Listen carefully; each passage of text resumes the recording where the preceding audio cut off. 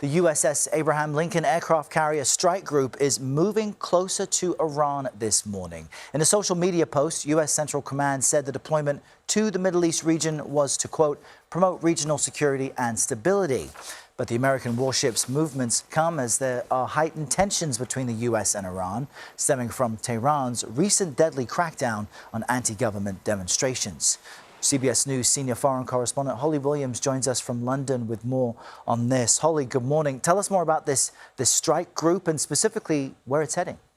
Good morning, Errol. Well, the strike group consists of the aircraft carrier itself and 3 guided missile destroyers.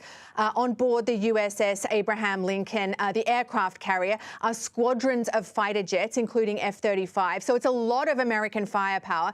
I can't imagine anyone wanting to be on the other side of that.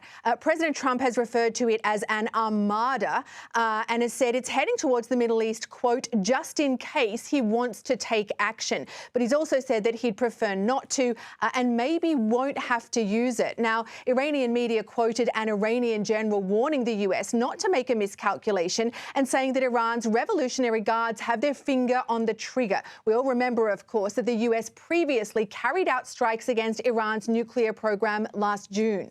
The background to this deployment is that during recent mass protests in Iran against the regime, President Trump repeatedly threatened to hit Iran hard. But then, after a violent crackdown earlier this month in which thousands are believed to have been killed by the authorities, Trump said he'd been given assurances that there would be no more killings and no executions. However, the Trump administration has also made it clear that all options remain on the table. What do we know about what's happening inside Iran? For weeks, we've been reporting on Tehran's crackdown on demonstrations, but because the internet being cut off there, it's hard to verify information. What do we know?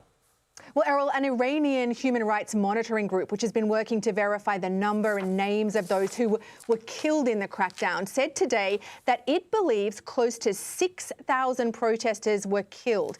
Now, we cannot independently verify that number, and there are other estimates that are even higher than that. Iran's government puts the death toll much lower at close to 2,500 civilians, along with several hundred security personnel.